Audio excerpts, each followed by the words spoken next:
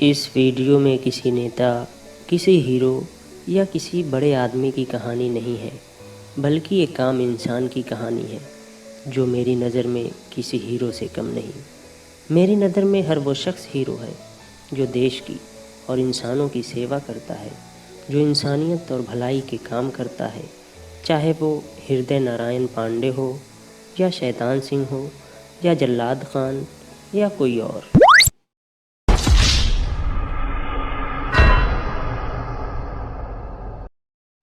وہ کمزوری یا کسی بیماری کی وجہ سے لڑکھڑا کر نہیں چل رہا تھا، بلکہ اس کے پرانے اور بوسیدہ جوتے کے پیچھے کا نچلا حصہ گھس کر تقریباً ختم ہو گیا تھا، جو چلنے میں دشواری پیدا کر رہا تھا اور بار بار اس کے پیر لرزاں کیے دے رہا تھا۔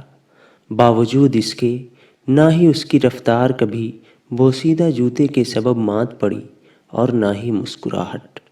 اسٹاف کے تمام لوگ اس کے جوتے کی آواز اور چلنے کے انداز سے اس قدر مانوس ہو گئے تھے کہ دور ہی سے اسے پہچان جاتے۔ مجھے اسکول جوائن کیے 3 سال ہونے والے ہیں، تب سے اس کے پاؤں میں وہی جوتا دیکھ رہا ہوں۔ شاید اس کے پاس نئے جوتے خریدنے کے پیسے نہ تھے، ہوں بھی کیسے؟ ایک پرائیویٹ اسکول کے چپراسی کو کہاں اتنے پیسے ملتے ہیں کہ وہ 2-3 سال میں ایک نیا جوتا خرید سکے؟ جی ہاں، میں ایک چپراسی ہی کی بات کر رہا ہوں، جسے چپراسی نہیں، خدمتگار یا مددگار کہنا زیادہ مناسب معلوم ہوتا ہے، کیونکہ وہ پوری ایمانداری سے اسکول کی خدمت کرتا ہے، طلبہ، اساتذہ اور اسٹاف کے دیگر لوگوں کی مدد کرنے کو دل و جان سے حاضر رہتا ہے۔ جس کا قد درمیانہ ہے، عمر یہی کوئی 35-37 سال ہوگی، دیکھنے میں اپنی عمر سے 5-7 سال چھوٹا ہی معلوم ہوتا ہے، کیونکہ محنت اور بے فکر مزاج نے اس کے جسم اور چہرے کی چمک دمک باقی رکھی ہے، یا ہو سکتا ہے یہ رزق حلال کا کرشمہ ہو۔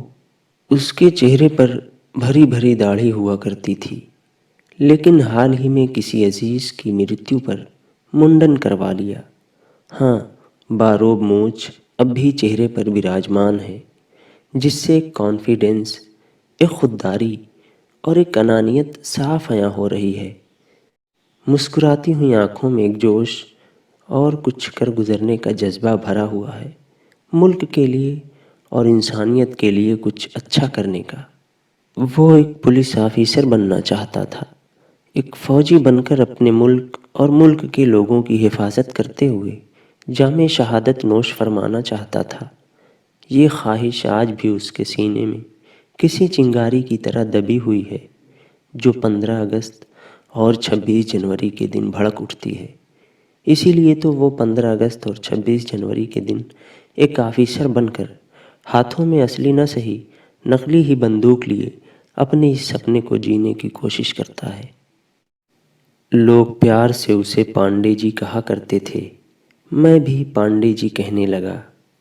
پھر ایک دن اس کی شرٹ پر لگا ہوا ایک نیم پلیٹ دیکھا، جس پر اس کا پورا نام ہردے نارائن پانڈے لکھا ہوا تھا۔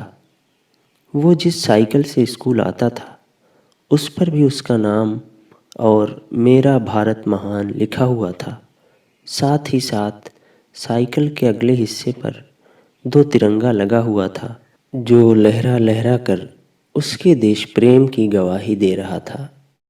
وہ اسٹاف کے تمام لوگوں سے بڑی خوش دلی سے ملتا، ہاتھ جوڑ کر نمسکار کرتا، کسی بھی ٹیچر کو کھڑا دیکھتا تو فوراً کرسی لا کر دے دیتا، بوتل میں پانی بھر بھر کر سب کو پلاتا، ایک آواز دینے پر سرعت سے سامنے آ حاضر ہوتا، 2 آدمیوں جتنا کام وہ اکیلا ہی کر ڈالتا۔